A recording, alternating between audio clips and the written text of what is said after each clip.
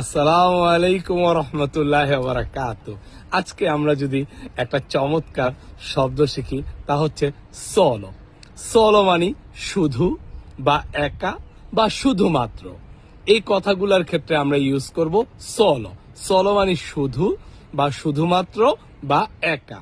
যদি বলি শুধুমাত্র আমার জন্য, সলো per me, শুধুমাত্র তোমার জন্য, solo per te, শুধুমাত্র আজকের জন্য, solo per oggi, শুধুমাত্র আগামীকালকের জন্য, solo per domani, শুধুমাত্র এখানে, solo qui, শুধুমাত্র ওইখানে, solo lì।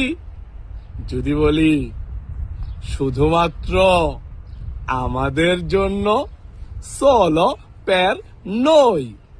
যদি বলি শুধুমাত্র এখন, solo adesso। তাহলে solo মানে শুধু, শুধুমাত্র বা একা। অনেক সময় আমরা বলি না যে ইতালিতে আমি একা থাকি বা একা বসবাস করি, vivo da solo in Italia। তাহলে solo মানে কি শুধু বা একা বা শুধুমাত্র।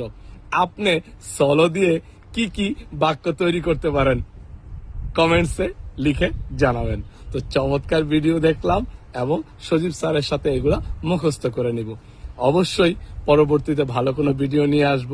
আর ইতালিয়ান ভাষাটা দ্রুত শিখে নেন, তাহলেই কিন্তু আল্লাহর রহমতে ইতালিতে প্রচুর সম্ভাবনা আপনার জন্য সহজ হয়ে যাবে। ভালো থাকবেন, দেখা হবে শীঘ্রই। চিপে দিয়ে আমো প্রেস্তো, চাও চাও।